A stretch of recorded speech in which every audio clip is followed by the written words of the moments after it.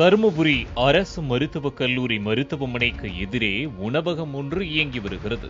உணவகத்தை முத்தமிழ் என்பவர் நடத்தி வருகிறார். மருத்துவமனையின் புறக்காவல் நிலையத்தில் பணிபுரிந்து வரும் காவல் சிறப்பு உதவி ஆய்வாளர் காவேரி என்பவர் வழக்கமாக மருத்துவமனைக்கு எதிரே உள்ள உணவகத்தில் உணவு அருந்தி வந்துள்ளார்.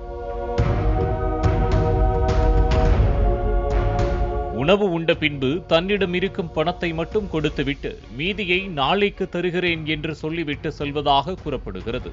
இது தொடர்ந்து நடந்து வந்ததாக சொல்லப்படுகிறது.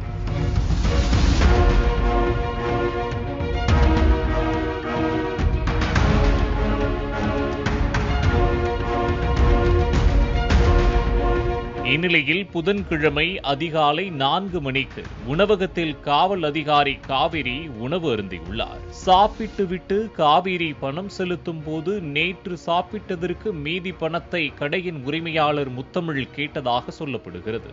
இதனை கேட்டு ஆத்திரமடைந்த காவல் சிறப்பு உதவி ஆய்வாளர் காவேரி பணத்தை தூக்கி வீசியுள்ளார்.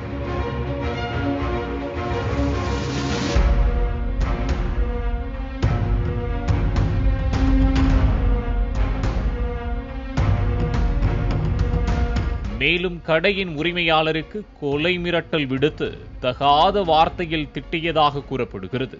பின்னர் தான் அணிந்திருந்த ஷூவை கழட்டி உரிமையாளரை தாக்க முயன்றதாக கூறப்படுகிறது.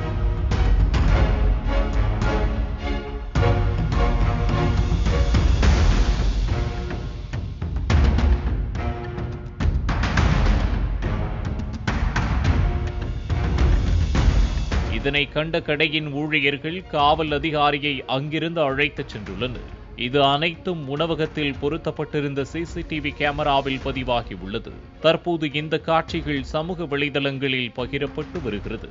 இதற்கிடையே அந்த SSI காவேரி சஸ்பெண்ட் செய்யப்பட்டுள்ளார்.